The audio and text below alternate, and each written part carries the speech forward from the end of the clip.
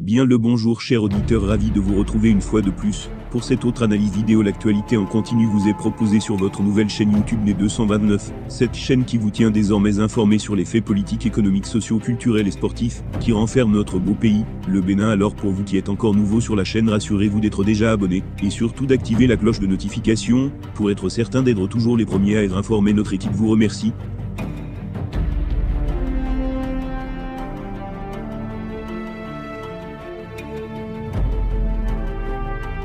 Ce dimanche 14 mai 2023, l'ancien député Valentin Djenontin a révélé les coulisses du pardon accordé à Patrice Talon par l'ex-président Boni Yeyi, dans le cadre des affaires tentatives d'empoisonnement en 2012 et tentatives de complot contre l'État en 2013. Dans le premier dossier, les mis en cause avaient été accusés d'avoir une intention de faire avaler au chef de l'État des médicaments mortels à la place des antidouleurs qu'il prenait. Ministre de la Justice au moment du pardon de Boni Yeyi à Patrice Talon, Valentin Djenontin a brisé le silence sur quelques éléments clés qui ont abouti à ce geste historique de Boni Yeyi. Selon l'ancien député, exilé en France depuis quelques années, l'ancien président Diouf a joué un rôle important dans les tractations. Secrétaire général de la francophonie à l'époque, le président Diouf était, selon Valentin Djenontin, le médiateur entre Boni Yeyi et Patrice Talon.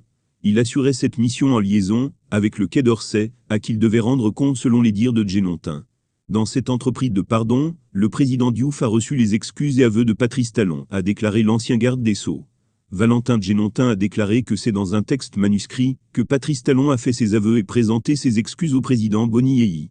Le message, révèle-t-il, avait été porté par un certain Saada, une personnalité française au service du président Diouf, alors secrétaire général de la francophonie, officiant au titre de médiateur, a précisé l'ex-député.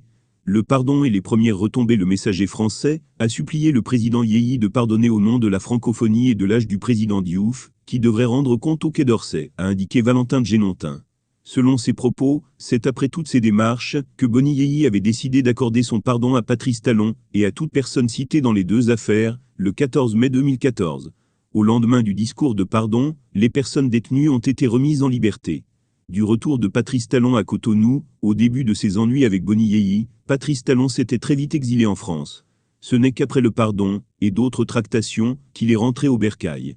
Mais sur ce volet du dossier, Valentin Djenontin n'en sait visiblement pas grande-chose. « Je n'ai pas été consulté, et je n'ai pas été dans l'économie des tractations », a-t-il indiqué.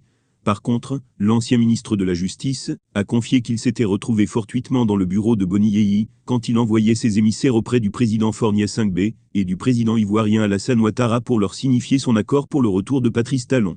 Cette délégation était constituée, selon Valentin Djenontin, de l'ancien Premier ministre Lionel Zinsou et de l'ex-garde des Sceaux Evelyne Da Silva.